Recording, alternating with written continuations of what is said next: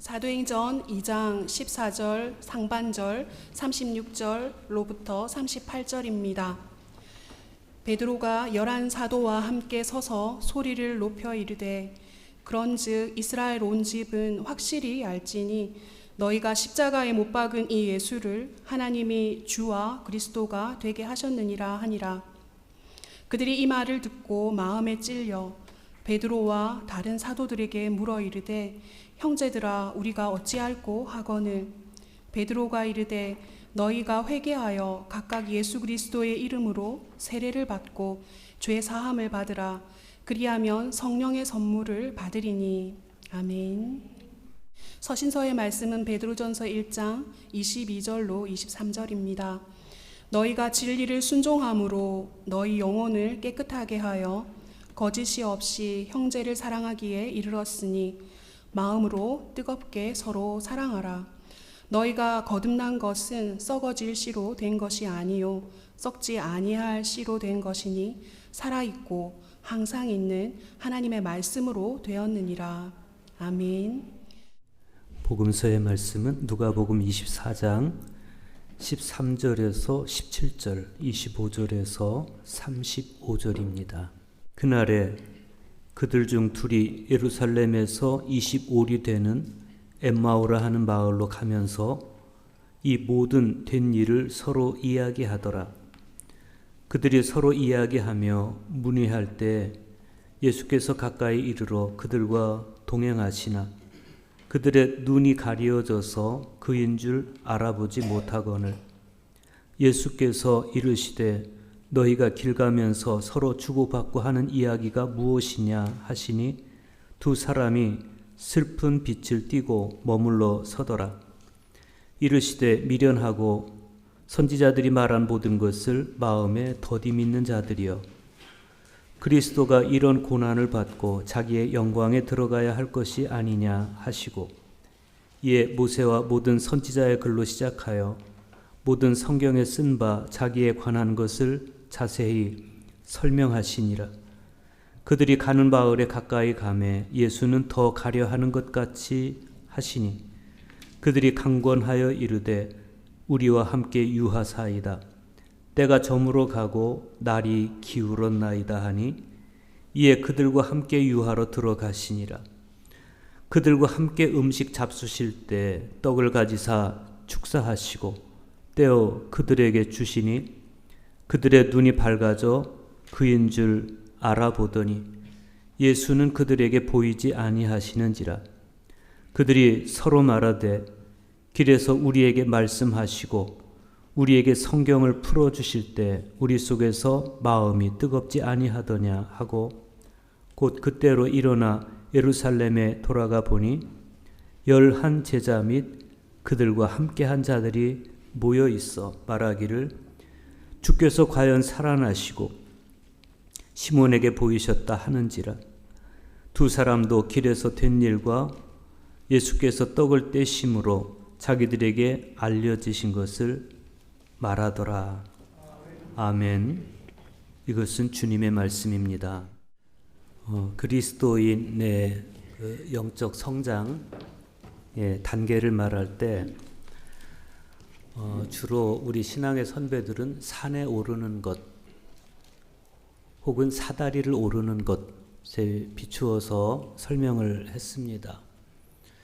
토마스 머튼 같은 분들은 7층산이라는 책을 통해서 자신의 영적 성숙을 향해 가는 여정을 산에 오르는 것에 비추어서 설명하고 그런가 하면 7세기에 활동한 요한이라는 동방교회의 수도사는 하나님께로 올라가는 영적 여정을 설명하기 위해서 거룩한 등정의 사다리라는 책을 썼습니다.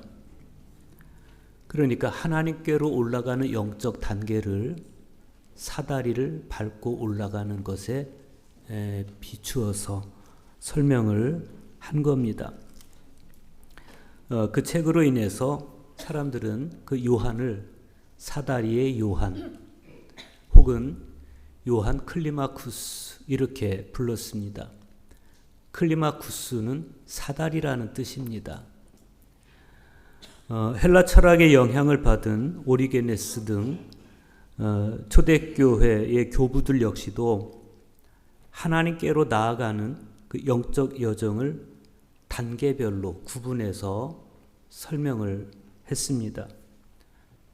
특별히 이 오리게네스는 그리스도의 삶을 하나님을 향한 영혼의 순례다 이렇게 말했고, 또 3세기에 신비적 미학 세계를 구축했던 플로티누스라는 분은 인간이 하나님께로 나아가서 영혼을 정결하게 하는 그 과정을 정화의 단계, 조명의 단계, 합일의 단계, 이 세 가지 단계로 소개를 했습니다. 정화의 단계에서는 회개를 통해서 영혼을 정결하게 하는 겁니다. 그렇게 해서 정화를 이루면 하나님께서 은총의 빛을 우리 영혼에 비춰주시는 겁니다. 그 빛을 받아들임으로써 유니온, 주님과의 일치에 이르는 거예요. 이게 이제 영적 상승의 어떤 단계를 이야기하는 겁니다. 우리 그리스도인들이 영적 여정에서 성경을 읽고 그리고 그 성경 말씀에서 깨달음을 얻기를 원한다면 이 세 가지 단계 중에서 제일 먼저 정화를 이루어야 돼요. 정화, 영혼의 정화.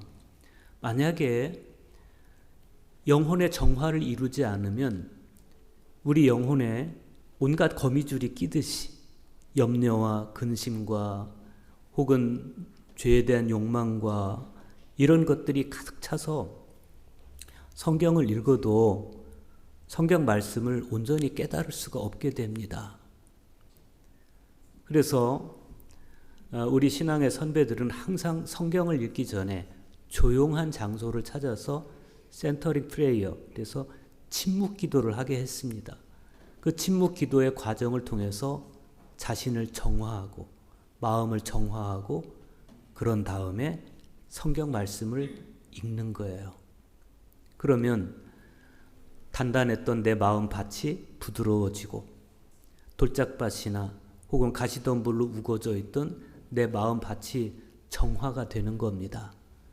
그런 다음에 성경 말씀을 읽으면 성경 말씀이 깨달아지고 그 말씀을 따라서 가슴이 뜨거워지기도 하고 이런 경험을 하는 거예요. 그 정화, 마음을 정화시키는 이 purification이라고 하는 정화를 예수님은 마태복음 5장 8절에서 청결한 마음이라고 표현을 하셨습니다. 마음을 정화시켜서 청결한 마음을 갖지 못하면 말씀을 들어도 이미 마음에 오염되어 있는 것들이 말씀까지 오염시키기 때문에 말씀에서 깨달음을 추출해낼 수가 없게 됩니다. 그것을 호도라고 그래요. 호도한다, 호도시킨다. 이 호도라는 것은 밥상 위에 흘러넘친 밥물이 말라버린 상태를 이야기하는 겁니다.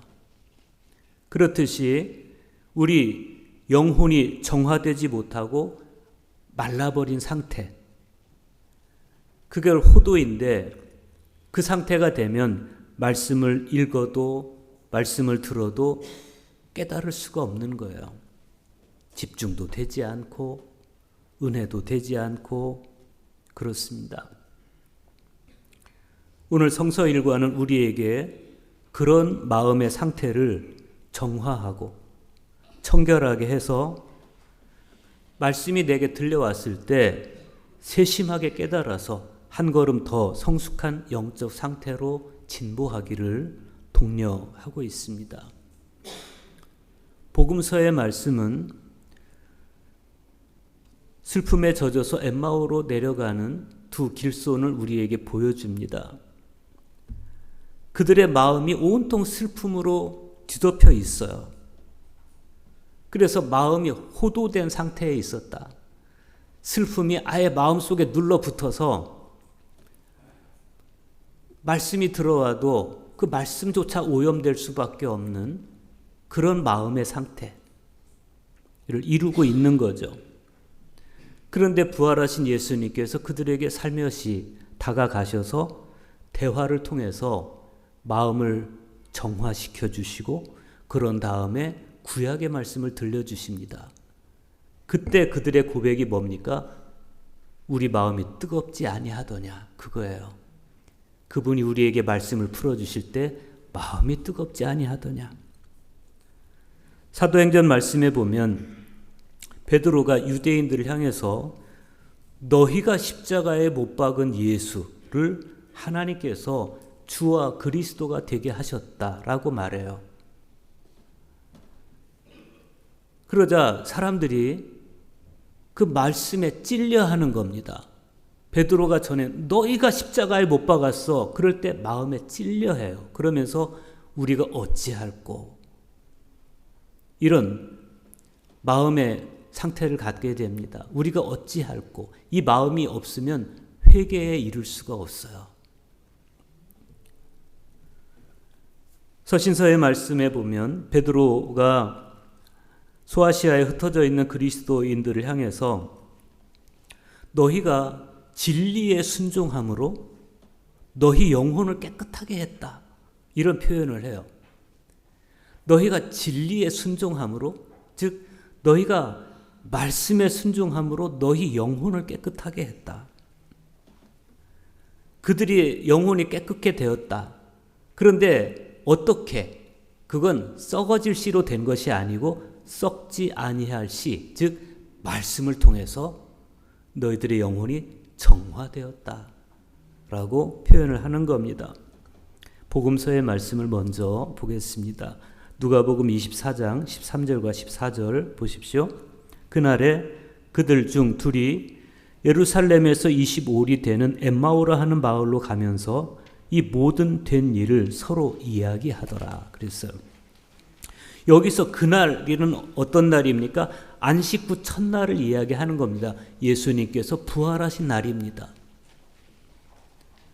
그런데 그날 그들 중 둘이 예루살렘을 향해 갔다. 여기서 그들 중 둘이라고 하는 건 예수님의 11 제자를 제외한 나머지 사람들이 거기 있었는데 그들 중 두 사람이 엠마오를 향해서 가고 있다는 거예요.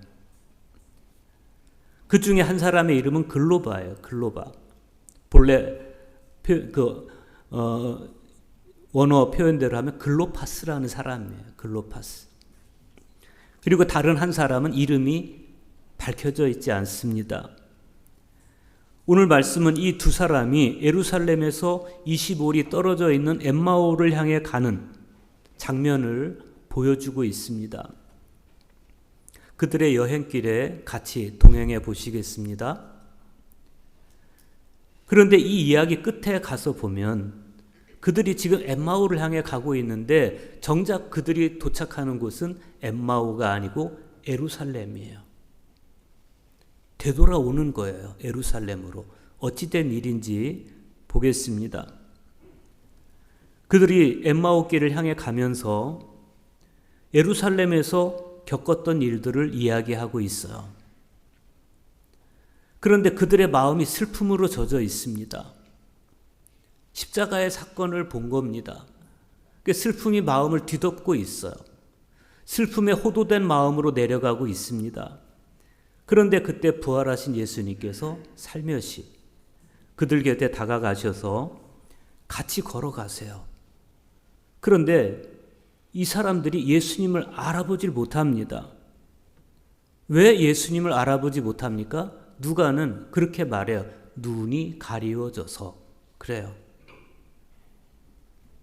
그리고 예수님께서 너희가 지금 무슨 말을 하면서 가고 있어? 이렇게 물어보시니까 이들이 슬픈 빛을 띠고 멈추어 섰다 이렇게 말해요. 그러니까 정리하면 마음이 너무 슬퍼서 마음이 슬픔으로 호도된 상태에 있어서 눈이 가리워졌다. 그래서 예수님도 알아보지 못했다. 이런 겁니다.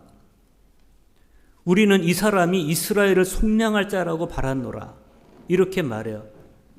이 사람이 예루살렘 이스라엘을 구원할 자라고 우리는 봤어. 이렇게 말하는 거예요. 이 말 속에 그들이 지금 무엇을 슬퍼하고 있는지가 드러납니다. 그들이 지금 슬퍼하고 있는 것은 예수님이 돌아가신 것 그 자체로 슬퍼하는 게 아니에요. 그들은 예수님께 다른 기대를 걸고 있었습니다. 그들은 예수님을 영적 메시아가 아니라 정치적인 메시아로 알고 있었습니다. 예수님께 바라는 게 있었습니다. 예수님이 자기들의 나라를 구원할 거라고 봤습니다. 그런데 구원도 하기 전에 돌아가신 것에 대해서 좌절감을 느낀 겁니다. 정확하게 말하면 예수님의 죽음 때문에 슬픈 게 아니라 자기들의 꿈이 좌절된 것 때문에 슬퍼요. 믿었노라와 바랐노라, 이건 다른 거예요. 그들은 예수님을 믿은 게 아니라 예수를 통해서 뭔가를 바랬던 거예요. 근데 물거품이 됐어요. 이 사람들이 부활에 관한 이야기를 못 들은 게 아니에요. 22절과 23절을 보면 부활의 소식도 들었습니다. 우리 중에 어떤 여자들이 우리로 놀라게 하였으니 이는 그들이 새벽에 무덤에 갔다가 그의 시체는 보지 못하고 와서 그가 살아나셨다 하는 천사들의 나타남을 보았다 함이라. 부활의 소식을 들었어요. 놀라기도 했습니다. 그럼에도 불구하고 마음은 슬픔에 오염되어 있습니다. 그래서 예수님조차 알아보지 못하고 슬픔 속에서 터덜터덜 길을 걸어가고 있어요. 그런데 여기서 우리가 눈여겨봐야 될 게 있습니다. 그것은 예수님께서 이들에게 내려주시는 처방입니다. 예수님께서 책망하세요. 미련하고 선지자들이 말한 모든 것을 마음에 더디 믿는 자들이요. 그러면서 책망하세요. 그러면서 하시는 말씀이 중요합니다. 그리스도가 이런 고난을 받고 자기의 영광에 들어가야 할 것이 아니냐. 그러시면서 모세의 율법서와 예언서를 비롯해서 구약성경 전체에 기록되어 있는 당신이 당하실 순환과 죽음에 관한 이야기를 들려주는 거예요. 무슨 말씀입니까? 그분이 죽은 것은 그냥 의미 없이 죽은 것이 아니라 구약에 예언된 말씀을 따라서 하나님의 뜻을 따라서 그분은 죽은 것이다. 그리고 부활하신 것이다. 제자들은 당장엔 아무런 반응도 보이지 않습니다. 그런데 예수님과 함께 이제 해가 져서 어느 집에 들어가서 하룻밤을 묵게 되는데 예수님께서 떡을 떼어 주시는 겁니다. 떡을 떼어 주시는 그 순간에 예수님을 알아봐요.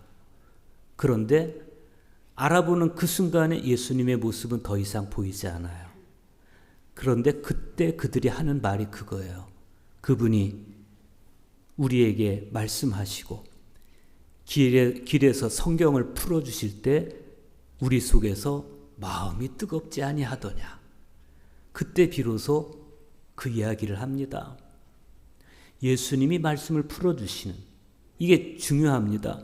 1865년부터 1949년까지 부산 지역에서 활동했고 1903년 원산 대부흥 운동을 이끌었던 로버트 하디 선교사님이 이 성경에 대해서 아주 감동적인 글을 하나를 남겼어요.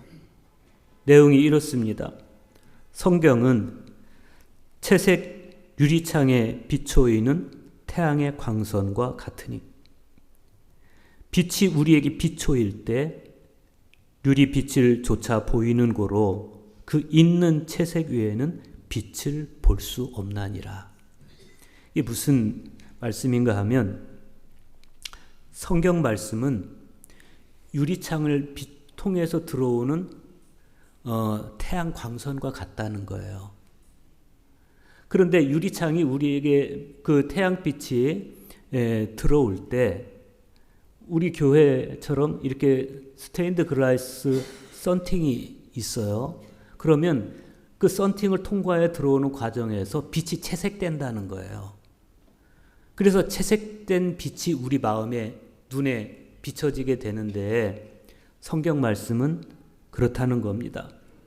그래서 우리가 성경 말씀을 읽을 때 예수 그리스도라는 창을 통해서 성경 말씀이 비춰 들어올 때 그 말씀이 예수님의 뜻을 따라서 예수님의 은총 안에서 채색이 되어서 우리 눈에 보인다는 겁니다. 그렇게 성경을 보는 게 정확한 것이다. 내 마음대로 내가 보고 싶은 빛깔로 보는 게 아니라는 거죠. 예수님께서 길에서 성경을 풀어주실 때 우리 마음이 뜨겁지 아니하더냐, 이 말씀은 뭐예요? 구약의 말씀이 예수 그리스도라는 창을 통해서 그분의 채색을 통해서 우리 마음에 비춰지니 마음이 뜨겁지 아니하더냐, 그 이야기예요.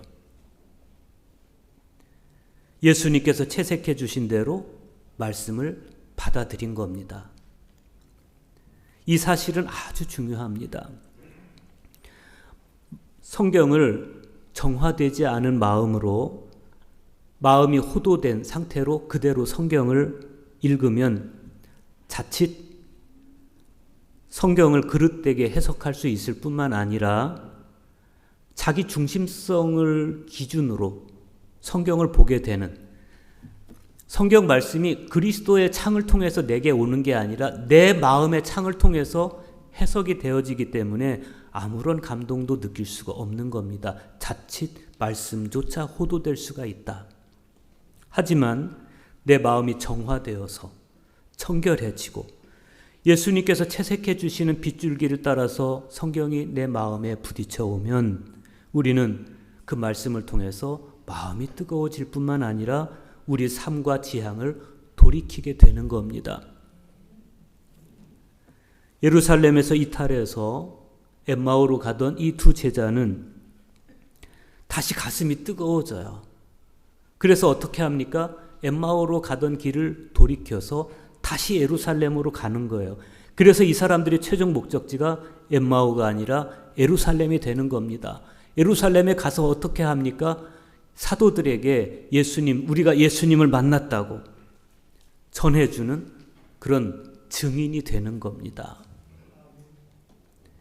오늘 사도행전의 말씀도 그렇습니다. 베드로가 11 사도와 함께 서서 유대인들 앞에서 소리 높여 말해요. 그 내용이 뭐예요? 너희가 십자가에 못 박은 이 예수를 하나님이 주와 그리스도가 되게 하셨나니라, 그거예요. 지금 베드로 앞에서 말씀을 듣고 있는 사람들은 베드로의 표현대로라면 어떤 사람들? 예수를 십자가에 못 박은 사람들이에요. 범인들을 앞에 놓고 지금 설교를 하는 겁니다. 물론 그들 중에는 직접 예수님을 살해하는데 가담한 사람도 있을 것이고 거기에는 가담하지 않았지만 예수를 십자가에 못 박으라고 외쳤던 사람도 있을 것이고 거기에도 가담하지 않았지만 자신이 유대인이기 때문에 그저 마음에 어떤 통증을 가지고 있는 사람도 있을 겁니다. 중요한 것은 그 말씀이 들려올 때 베드로가 너희가 예수를 죽였어 라고 이야기할 때 그 말씀을 받아들이는 이 사람들의 마음이 지금 어떤 상태에 있냐는 거예요. 이게 중요합니다. 베드로가 전한 말씀을 들었을 때 이 사람들이 보인 반응이 뭐예요?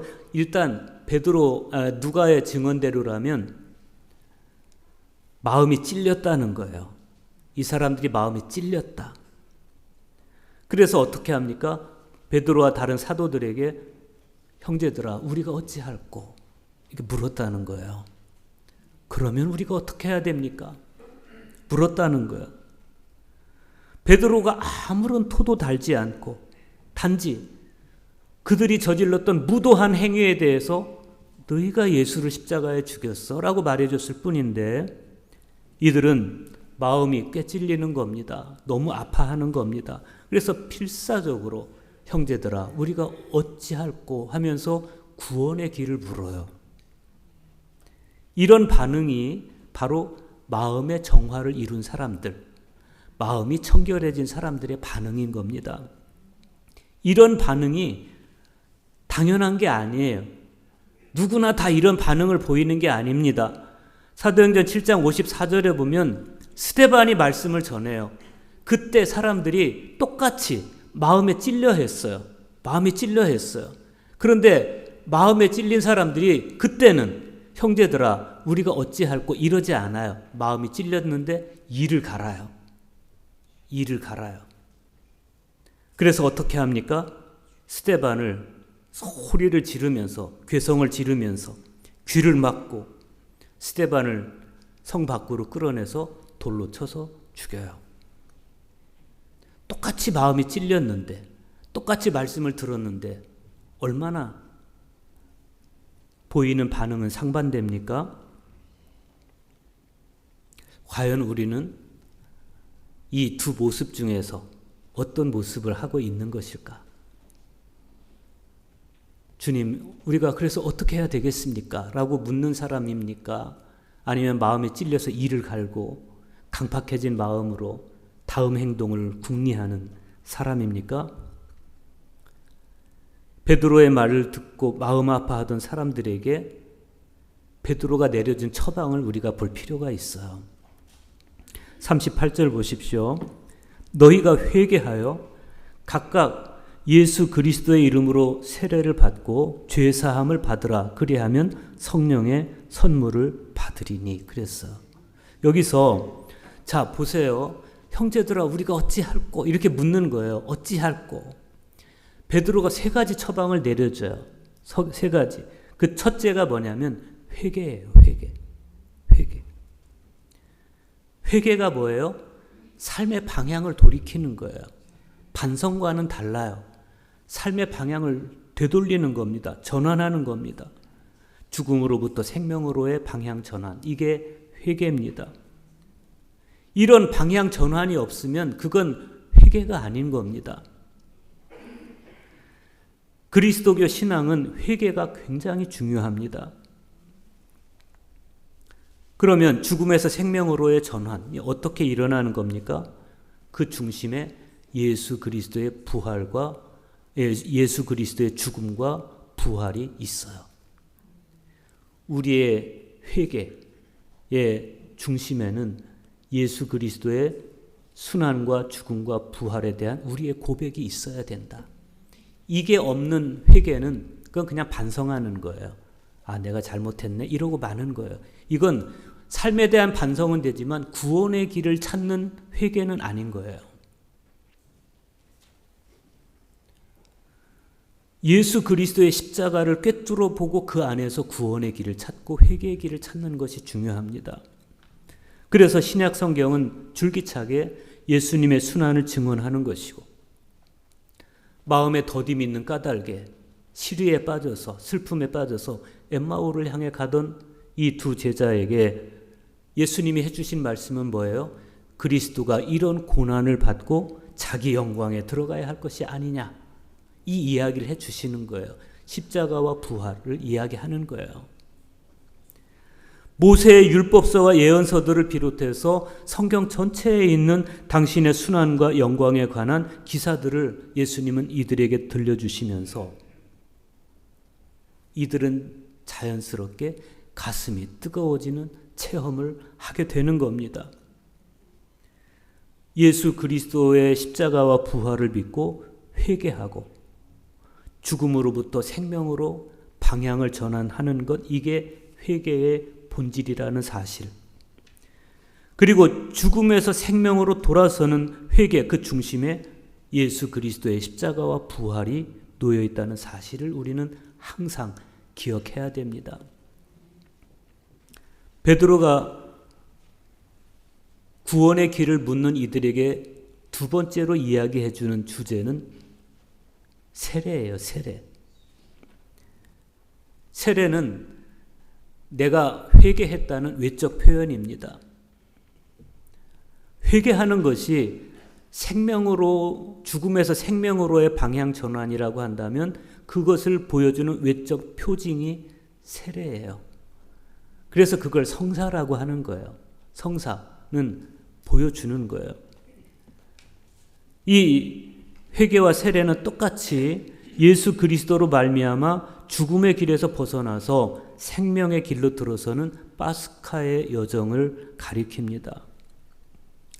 그래서 세례나 회개나 똑같이 예수 그리스도가 핵심입니다. 베드로가 예수 그리스도의 이름으로 세례를 받고라고 한 이유가 바로 거기에 있어요. 예수 그리스도를 통해서만 생명을 얻을 수 있다. 대개 지금 우리는 약식으로 세례를 합니다. 머리 위에 물을 얹어주고. 그런데 예수님 시대에는 침례였습니다. 물속에 완전히 잠겼다가 나오는 거예요. 물속에 들어가는 건 과거에 내가 죽는 거예요. 아담의 인자를 가지고 있는 내가 죽는 거예요. 다시 나오는 것은 그리스도의 생명으로 내가 다시 살았습니다. 이게 세례입니다. 우리는 세례를 통해서 예수님의 죽음과 하나 되고 세례를 통해서 예수님의 부활을 같이 누리게 됩니다. 이게 중요합니다. 베드로가 세 번째 이야기해 주는 것은 뭐예요? 성령이에요. 특별히 오늘 말씀에서 베드로는 성령의 선물을 받으라. 성령을 선물이라고 이야기합니다. 예수 그리스도의 이름으로 세례를 받으면 하나님은 우리에게 선물을 주셔요. 그 선물이 뭐예요? 성령을 주신다는 거예요. 성령과 예수님이 직결돼요. 그래서 성령을 그리스도의 영 이렇게 말하죠. 우리가 이 말씀을 항상 기억해야 됩니다. 세례를 받은 우리 그리스도인들은 누구나 예외 없이 성령을 받습니다. 내가 성령을 받았다는 증거가 있어요. 그건 뭐냐면 예수와 연결된 삶을 살아간다는 겁니다. 그 이후로. 그래서 내 입이 예수에게서 일어난 일을 이야기하게 되고 내 몸은 예수님과 같이 가는 거예요. 예수님이 걸어가신 길을 나도 걸어가는 겁니다. 예수님의 십자가의 죽음으로 인해서 내가 살았고 예수님의 영광이 내 영광이 된 것을 내가 알았기 때문에 이제부터 우리는 존재론적으로 그분과 같이 가는 거예요. 같이 가는 거예요. 그것이 바로 앞에서 초반에 말씀드렸던 하나님께로 올라가는 영적 여정으로서의 거룩한 등정의 사다리를 오르는 것이고 하나님을 향한 이런 영혼의 순례를 통해서 정화, 조명, 합의를 이루어 가는 겁니다. 베드로전서 1장의 말씀을 보면 베드로가 소아시아에 흩어져 있던 당시 그리스도인들을 향해서 칭찬해요. 이렇게 칭찬해요. 너희가 진리를 순종함으로 너희 영혼을 깨끗하게 하여 거짓이 없이 형제를 사랑하기에 이르렀으니 마음으로 뜨겁게 서로 사랑하라. 너희가 거듭난 것은 썩어질 씨로 된 것이 아니요 썩지 아니할 씨로 된 것이니 살아있고 항상 있는 하나님의 말씀으로 되었느니라. 베드로의 이 말씀은 우리가 정화, 조명, 합일의 이 영적 사다리를 올라가는 여정에 있어서 그러면 그 영적 사다리를 올라가게 해주는 에너지가 뭐냐 이걸 이야기해 주고 있는 겁니다. 등산해 보신 분들은 아시겠지만 에너지가 없으면 등산을 할 수가 없는 겁니다. 마찬가지로 우리도 영적 사다리를 올라가는데 에너지가 있어야 되는 거예요. 먹고 힘을 내서 올라가야 될 에너지가 있어야 되는 거예요. 그 에너지원이 뭐냐? 말씀이라는 거예요. 말씀. 그래서 썩지 아니할 씨인 말씀을 경청하고 그 말씀에 순종함으로 영혼을 깨끗하게 할 때 우리는 비로소 그 다음 정화를 통해서 그 다음 하나님의 조명, 하나님의 빛이 내게 임하는 빛 가운데로 나아가는 것이고 마침내 그리스도와 일치를 이루는 거예요. 그분의 기쁨이 나의 기쁨이고 그분의 행복이 나의 행복이고 그분이 하시고자 하는 일을 나도 하고 싶고 이런 것이죠. 지금 우리의 영적 상태는 어떻습니까? 선지자들이 말한 모든 것을 마음에 더디 있는 자들이요. 만약에 주님이 우리에게 그렇게 말씀하시면 너무 슬프죠.